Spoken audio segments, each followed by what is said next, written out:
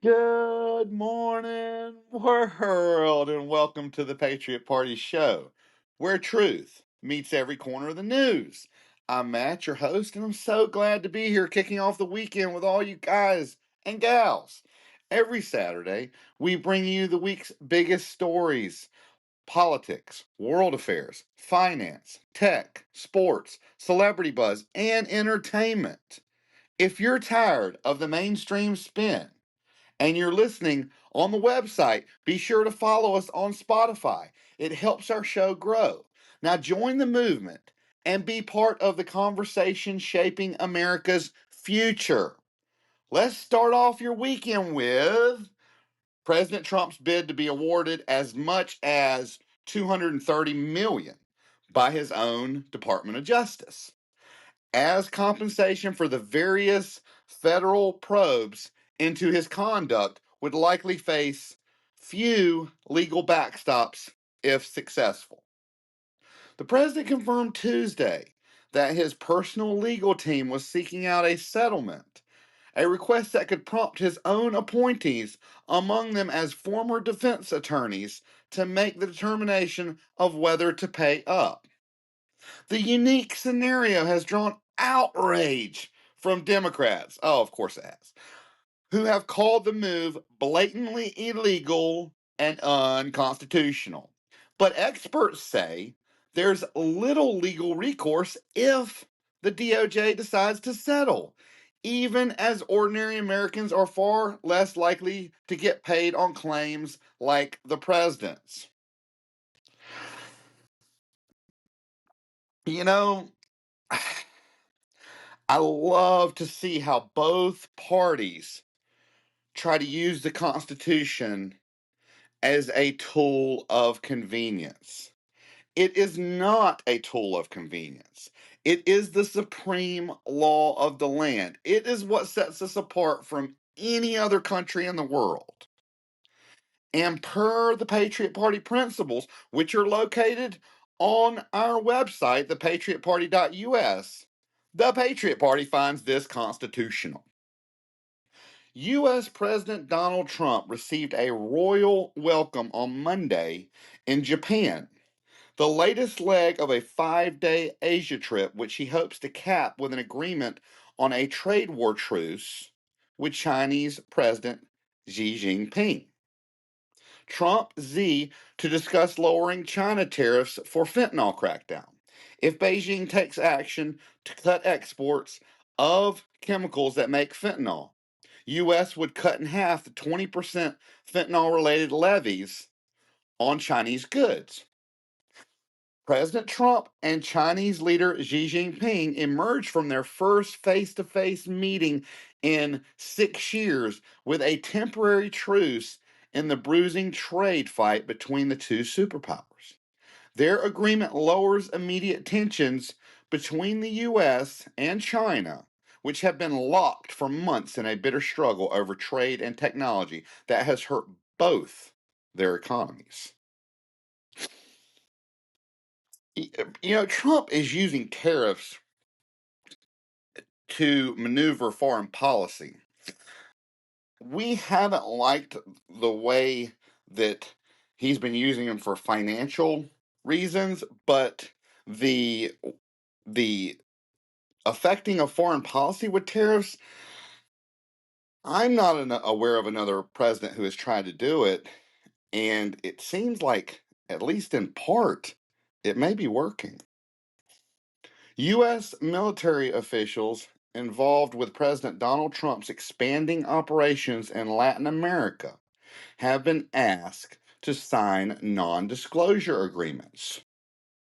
Three U.S. officials say a development that raises new questions about a military buildup that Venezuela fears may lead to an invasion. I think the saying, this is where the saying came from: loose lips sink ships. With the military sending aircraft carriers to the Caribbean, we can't have officials blabbing about top secret missions. And this is why. The Trump administration has affirmatively decided to carry out land strikes inside Venezuela. The Herald reported citing anonymous sources, which could begin at any moment. This came out yesterday, hot off the press. Within hours or days of the Herald's report, which was Friday morning, the report comes after the Wall Street Journal reported Thursday evening that the White House was considering airstrikes on targets within Venezuela, though it had not decided at the time to carry them out. The reported strikes are part of a broader effort the Trump administration has been waging against Maduro's government in Venezuela, as the White House has alleged Maduro is leading a drug trafficking operation in the country.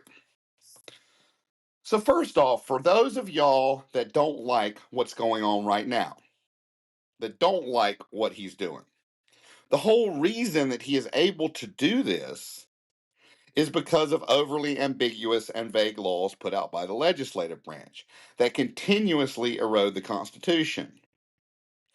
That said, if those holes are left open and not specifically defined by the legislative branch, who are supposed to be making laws, not the judicial branch, because their only job is to interpret the laws, and if the laws are already unconstitutional, then it leaves more room for interpretation and judicial activism.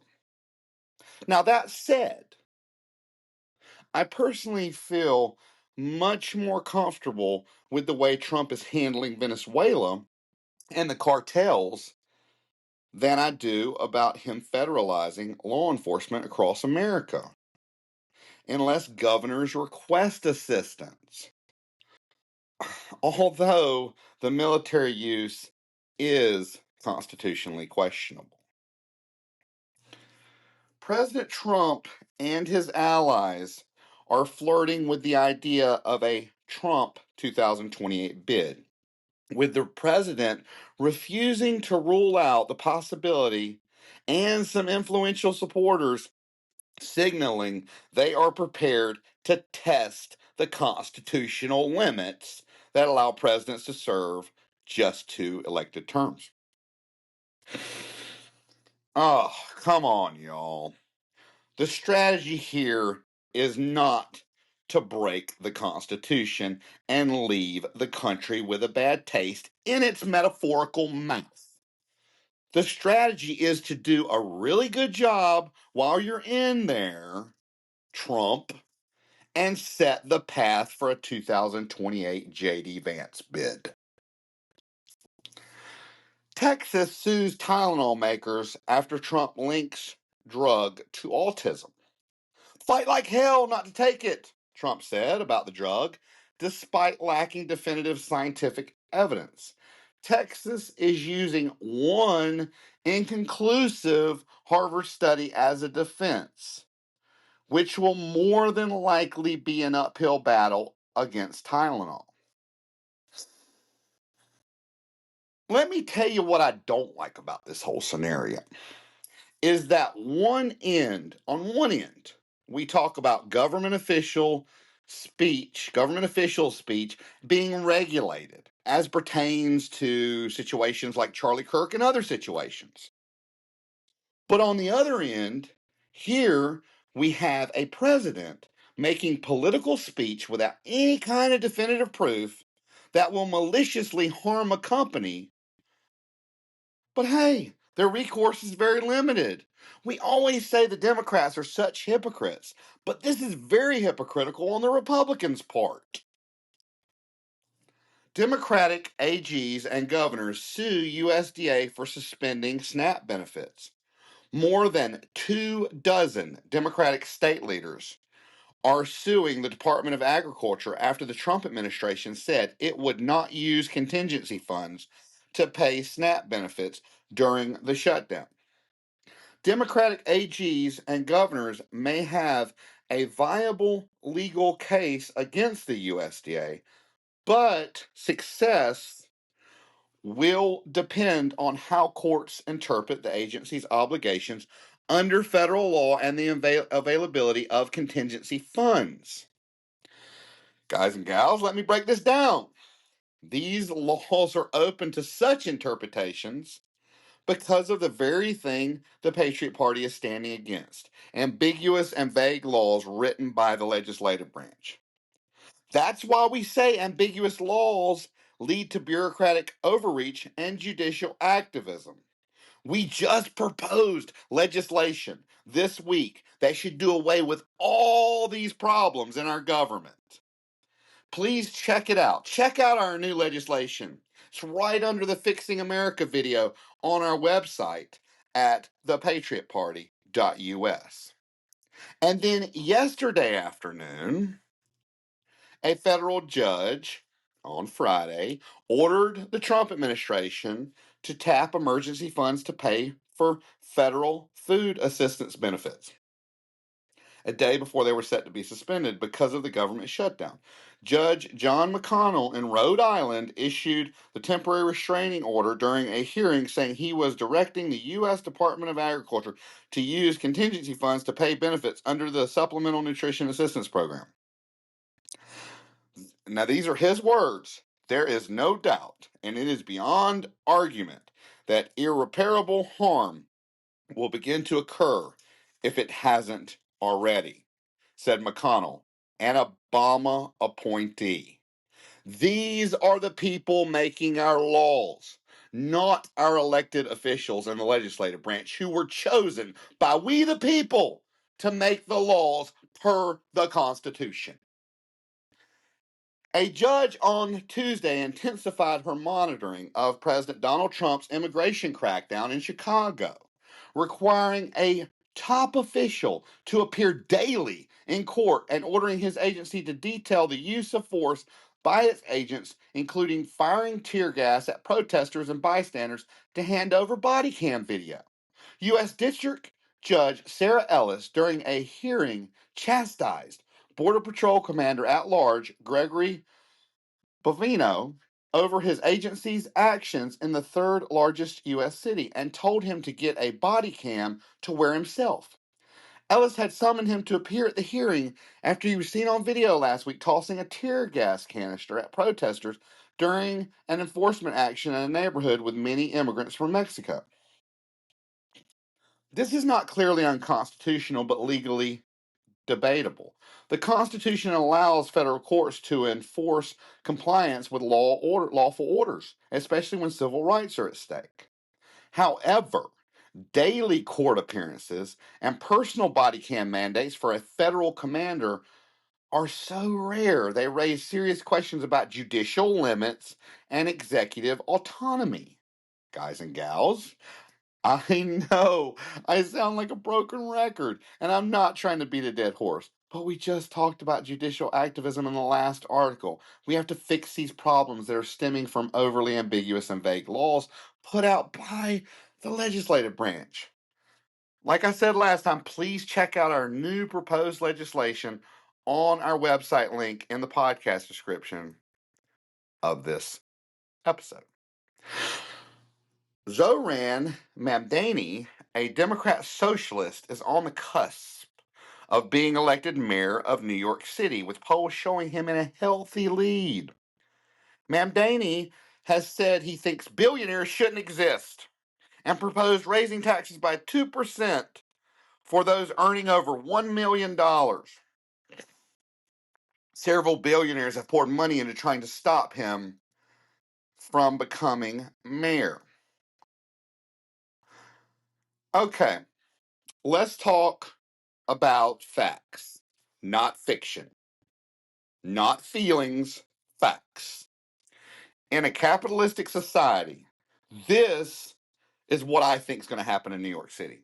The first exodus of billionaires and millionaires came last year during the Trump trials, the Trump kangaroo court, when billionaires like Kevin O'Leary went on every television channel and said that New York would not get any more of his money. At the same time, the Texas Stock Exchange was started, and in my mind, to give billionaires an option outside of Wall Street. Now you've got a guy who is a socialist in a capitalistic society who is targeting millionaires and billionaires in New York, of all places, where the stock exchange is, where Wall Street is. There are so many rich people, and they pay so much. They contribute so much to tax dollars. I mean, a huge percentage, 34 or 36 billion dollars for the state, or for that 30, and billionaires alone are 2.5 billion, but 34, 36 billion dollars they are contributing. So in my mind, this seems counterintuitive to all the socialist programs that taxes support, which are pushed by the Democrats. If you can't pay for them, you can't have them. You can't have your cake and eat it too. You can't have it both ways, people. Either you get more tax income for more socialist programs, or you can't push your socialist programs because you don't get as much tax income. Because you're targeting the people who pay the income, who support the economy. You ought to want people to be successful. That's more money for more programs. Creating what I believe will be the second exodus from New York. Guys and gals, New York may be the next Detroit.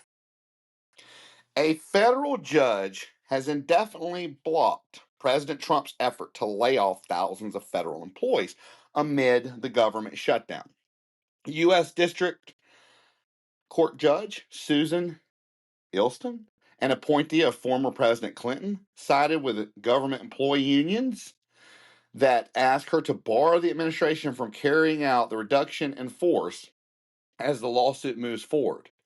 More than 4,000 workers were set to be impacted by job actions. And I want to mention something because we're in the works of starting the Fixing America campaign, which will be when we have American thought leaders on and we go over problems that and metaphorically fix them with the 3 Ps, the Patriot Party principles, and other avenues and ideas that we call Fixing America, where we are theoretically fixing America with American thought leaders.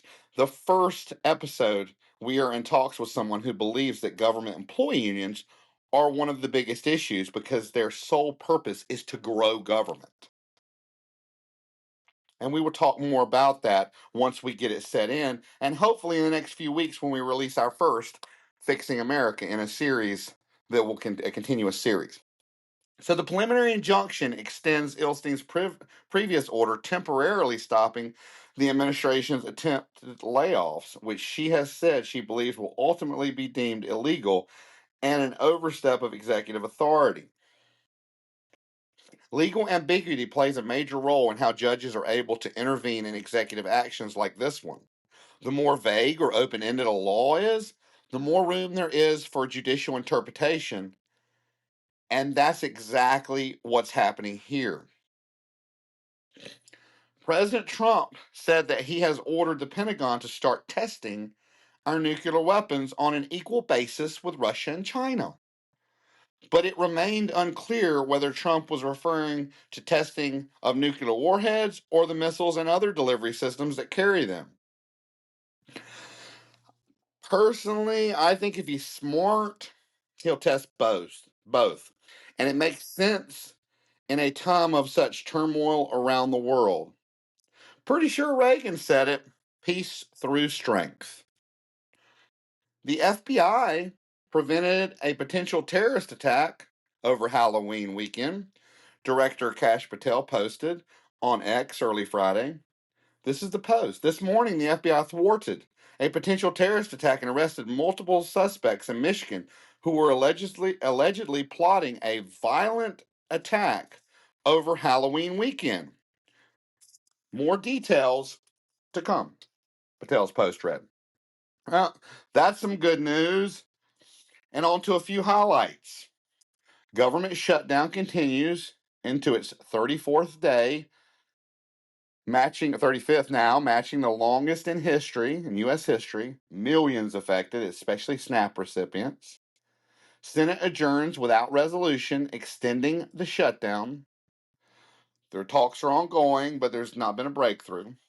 Upcoming elections in New Jersey and Virginia could shift momentum for Democrats. That's crazy. I mean, we've been told Democrats' numbers are the lowest they are by right side media.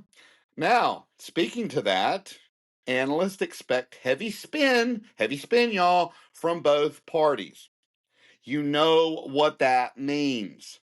No matter where you get your news from, unless it's a trusted source like us who do the research and try to be as unbiased as possible, make sure that if something sounds kind of fishy or too good to be true, before you help spread misinformation, just Google it or AI it. Remember, our movement is about truth and constitution, truth being for the media. So let's be part of the truth campaign, not the misinformation campaigns being put out by all sides of the media right now. Let's get on to some world news. So Israel strikes Gaza after it accuses Hamas of violating ceasefire and staging hostage discovery. The strikes came Tuesday night after Israel accused Hamas of killing a soldier and staging the discovery of a deceased hostage. Prime Minister Benjamin Netanyahu instructed the military to carry out, and these are quotations, immediate, powerful strikes in the Gaza Strip. His office said in a short statement. The U.S. was notified of the decision to carry out strikes in Gaza, a U.S. official told CNN. The military said Wednesday it will resume the ceasefire, but will continue to, and these are quoted, respond forcefully to any violation. Okay. So, personally, I have backed Israel from the start for the sheer, unprovoked brutality of the attack perpetrated by Hamas. But reports say that this killed dozens of children. And if they truly want the ceasefire to last, they may have to start weighing their responses more strategically. 5 new suspects have been arrested over the theft of France's crown jewels from the Louvre Museum, the Paris prosecutor announced Thursday, bringing the total number of arrests over the stunning heist to 7. And when they say stunning, it is not an exaggeration. This was literally like something off the TV show Animal Kingdom. These people backed up a truck with a lift, lifted themselves to the second floor, broke in wearing costumes like they work there, and then took off in broad daylight while people were filming on their phones on motorcycles. Crazy. Hurricane Melissa death toll nears 50 as Jamaica relief efforts intensify and storm heads north. Haiti death toll reached 30 when this article came out, and there were 19 in Jamaica as Bermuda was weathering tropical storm conditions on Thursday night. So let's keep all the victims and victims' families in our thoughts and prayers. Let's get to some financial news. Where to invest $10,000 right now, according to several Wall Street pros. Now, if you're truly interested and you don't catch these ticker tapes that I'm getting ready to give you, you can go to the transcript and get them. You can fast forward, rewind, but the transcript would probably be the best place to get them. So, iShares U.S. Small Cap Value Factor ETF. The ticker tape for that, and this is all caps, SVAL. Bond blocks JP Morgan USD, US dollar, emerging markets 1 through 10 year bond ETF. Man, that's a mouthful. So the ticker tape on that, remember now all ticker tapes are fully capitalized. So they're all capital letters. So the ticker tape on that is XEMD. Van Eck Gold Miners ETF, which is GDX. Super Micro, SMCI, for its AI servers and relatively small size still. Microsoft, given its exposure to OpenAI. iShares MSCI United Kingdom ETF, which is EWU. And the Vanguard FTSE Europe ETF, which is VGK. Also Bitcoin and gold. And remember, the best prices on bullion gold that we have found is at Costco's. With Costco's online, if you don't have one, with an executive membership, they give 2% back for the executive membership. So it more than pays for itself with your very first ounce of gold you buy. Now, remember, these people's advice was meant to be split up amongst $10,000, not 10,000 in one place. So choose several if you're interested, and break it down into lump sums instead of one lump sum. Amazon announced Tuesday that it plans to cut 14,000 corporate jobs as part of a broader effort to become leaner in an era shaped by AI. Employees in the US, Canada, and Europe have been receiving notifications about the cuts, according to internal Slack post viewed by Business Insider. A notification to affect workers sent by Amazon's HR chief, Beth Galiti, and posted to Amazon's internal Slack suggested that laid off employees would receive full pay and benefits for the next 90 days plus a severance offer. Sounds fair to me. At the Patriot Party, we have been talking about this very issue, though, this AI issue, since the first cut last year of 1,000 people at the car manufacturer GM due to AI. Paramount Skydance is laying off about 1,000 staffers, and 1,000 more. So they cut 1,000 on Wednesday, and 1,000 more are coming. So 2,000 really. New CEO David Ellison has promised investors that he'll generate $2 billion in cost savings. Amazon and other big companies have made recent headlines for layoffs. However, the U.S. is in an overall low fire job market, according to the U.S. data. It would take about 20 more Amazon-sized layoffs to get to a worrisome level.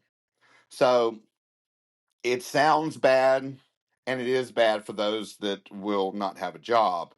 But looking at the bigger picture, it's really not that bad. Sometimes we get emotionally caught up in the day-to-day things, and it's hard to step back and look at the big picture. And that's what we're trying to do at the Patriot Party, is start looking at the big picture instead of being so emotionally caught up in today's buzzwords and hot words, hot topics, whatever you want to call them, because that's not really going to make any kind of change. There'll always be a hot topic, a buzzword, a news cycle, but to make the big changes, we believe you have to take a step back and try to view everything as the big picture, not get lost in the little small things. Not that they don't make a difference. I'm not saying the activists who are moving towards one thing or another does not make a difference. I'm not saying that at all. But I'm saying for true change, for this generational change that we are trying to start, we have to look at the big picture. Now on to some good cuts. The Federal Reserve cut interest rates for the second consecutive month Wednesday as questions swirl about the true strength of the U.S. economy. The Federal Open Market Committee, let's give an acronym, FOMC, the panel of federal officials in charge of monetary policy, reduced its baseline interest rate to a range of 3.75 to 4%, cutting it by 0.25, a quarter of an interest point. It might be time to check into refinancing any high interest loans that you have, especially a mortgage. With car insurance premiums increasing at twice the rate of overall inflation, and health insurers that sell policies on the Affordable Care Act marketplace, also known as Obamacare, charging 26% more on average next year, insurance in general is really going to be hitting a lot of people in the hip pocket and pocketbooks next year. Trump administration limits student loan forgiveness for some public service organizations. Employees of organizations that work with illegal immigrants or transition children will no longer qualify for loan forgiveness after 10 years of payments. First, let me explain transition children, because I wasn't sure quite what I should have known what it meant, but it kind of went over my head. So this refers to minors who are receiving gender affirming care as part of a gender transition process. In my opinion, why would our tax dollars go to helping organizations that help people who are presently breaking U.S. law, not people who have broken U.S. law and need help with civil rights?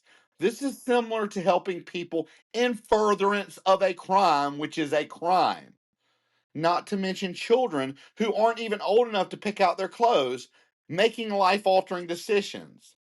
But this is a personal opinion, not one that has anything to do with the Patriot Party movement. Meme stock Beyond Meat blows nearly 50% of recent gains in wild day of trading. Nvidia just became the world's first $5 trillion company. Unprecedented demand for the company's AI chips has propelled the company's market valuation into the stratosphere. The milestone, which Nvidia reached at Wednesday's open, comes just 3 months after the company crossed the $4 trillion mark.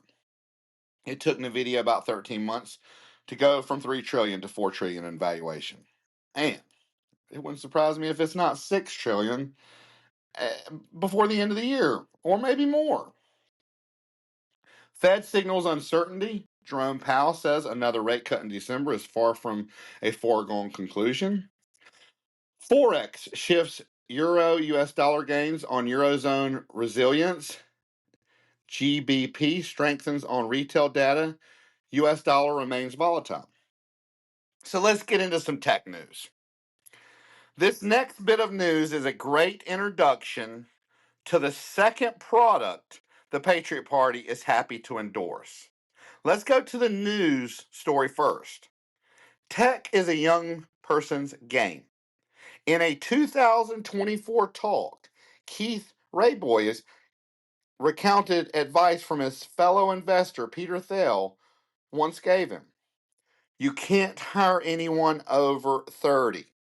Those are quotations. That's a quote.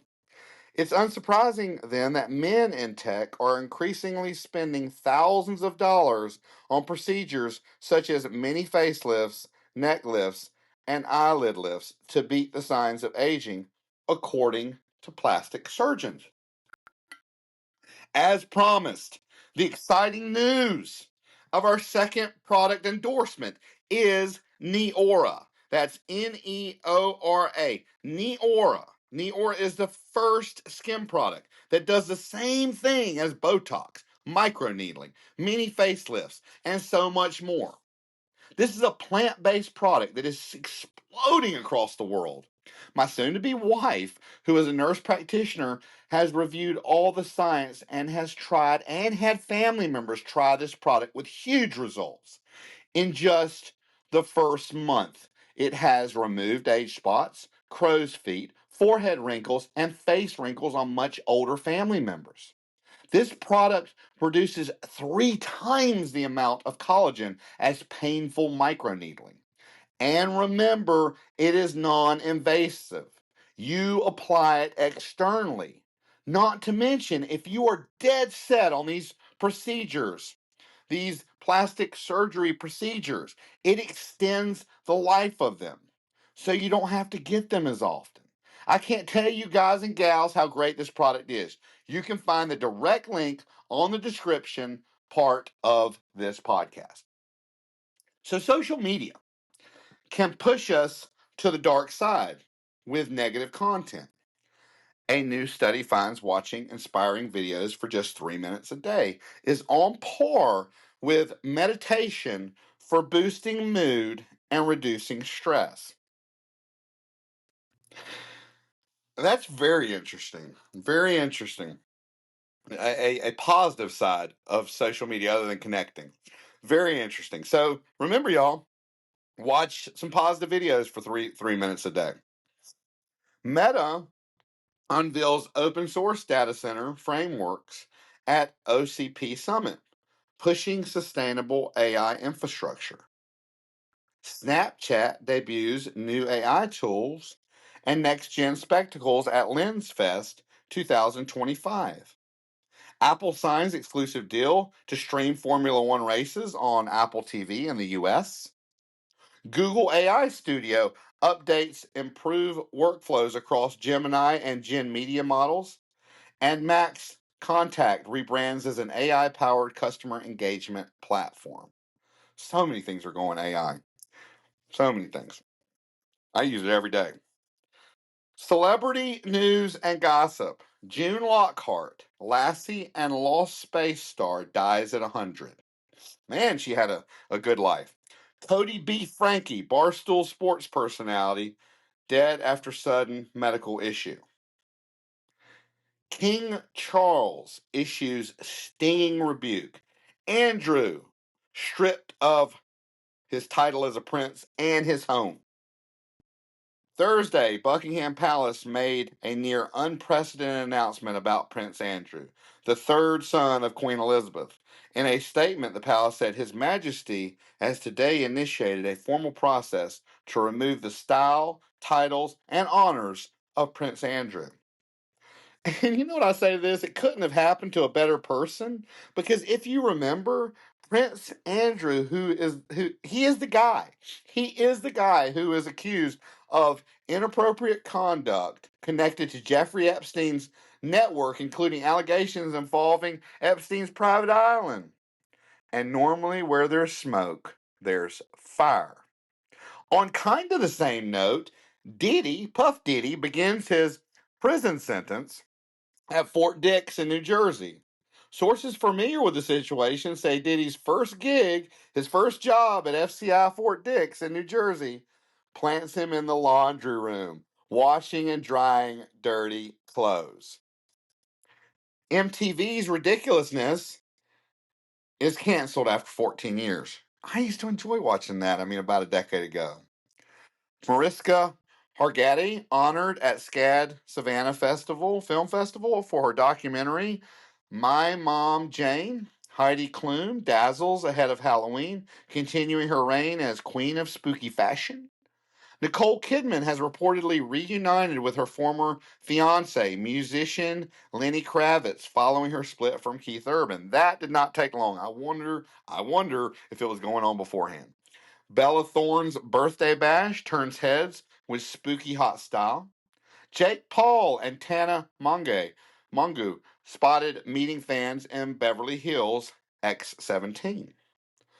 Let's get to some sports, and it has been a huge week in sports. So you sports fans, hold on, because we got a lot of sports news. Doug Martin, a former Boys State star who went on to be all-pro running back for the Buccaneers, has died at 36 years old.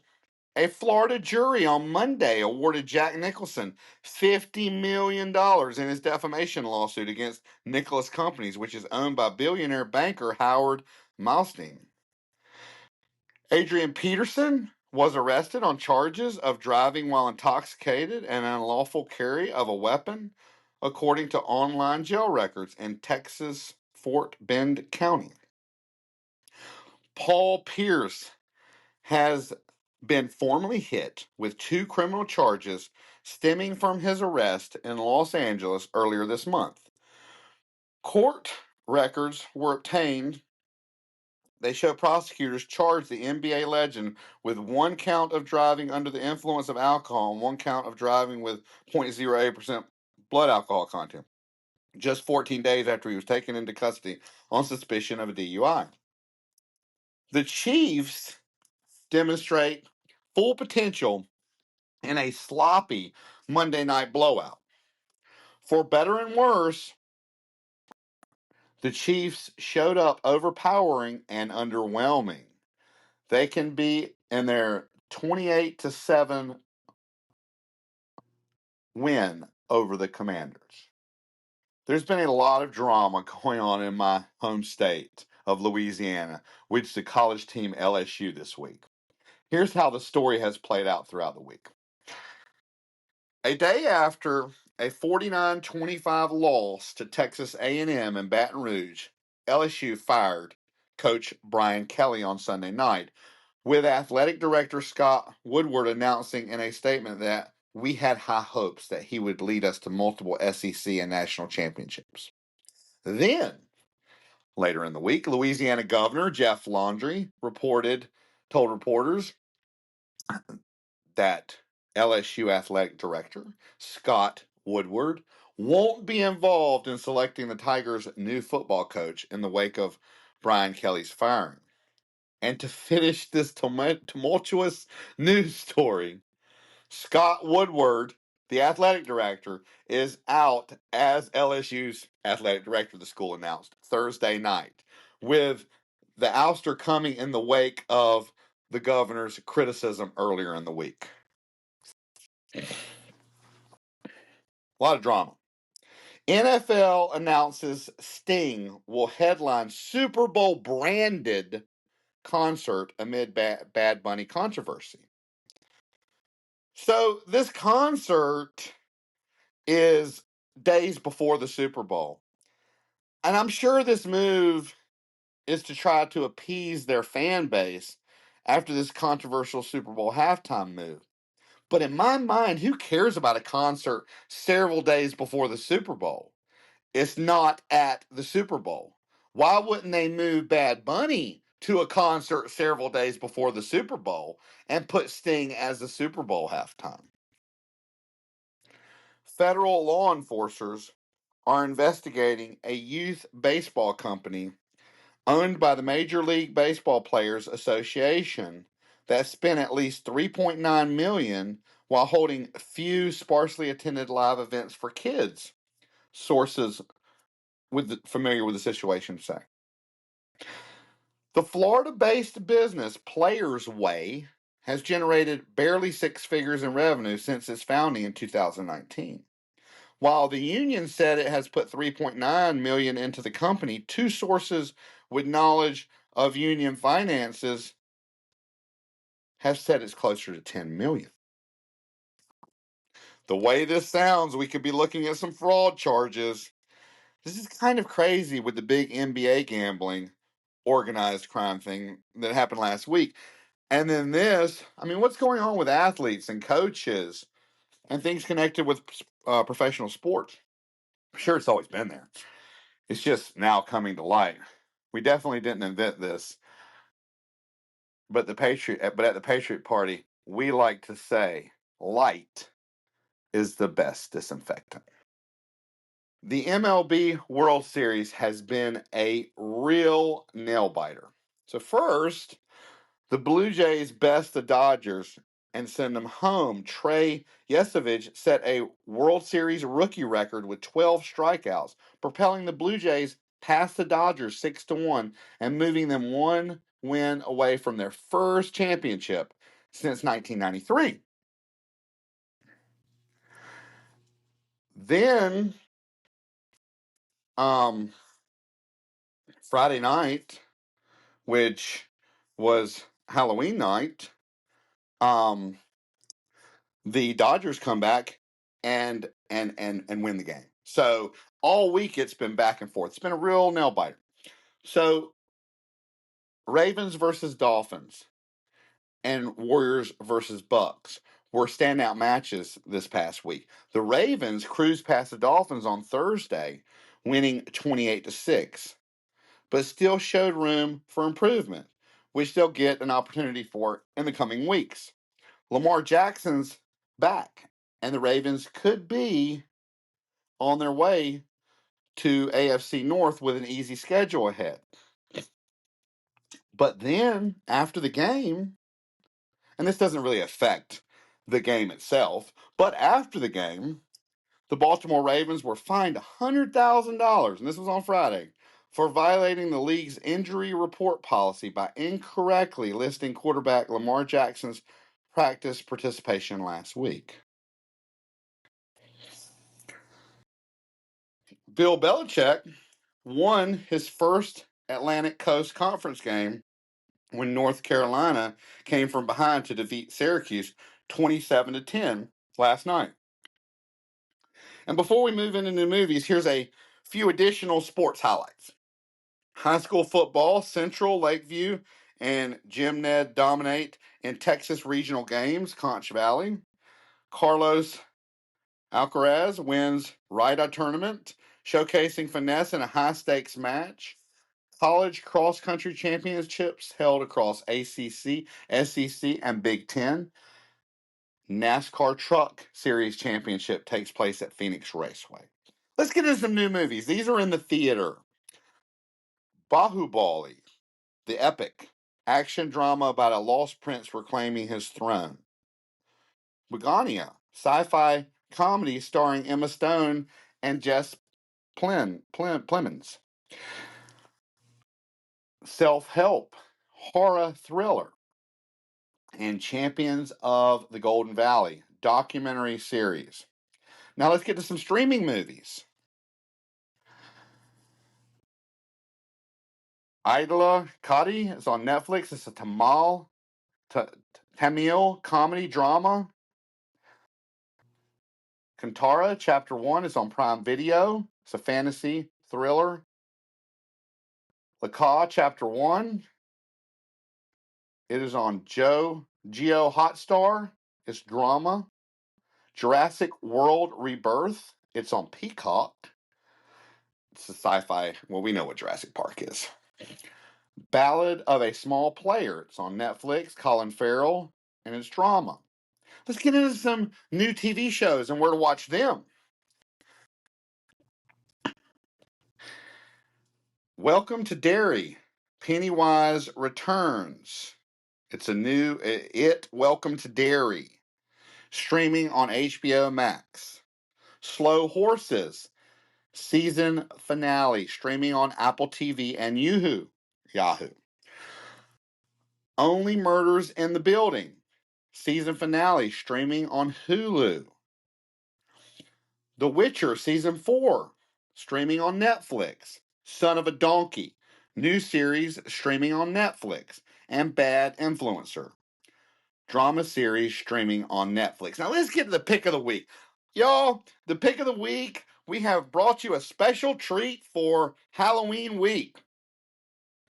Normally, we give you a TV show or a movie as the pick of the week. But this week, we are going to give you a TV show and a movie. The TV show.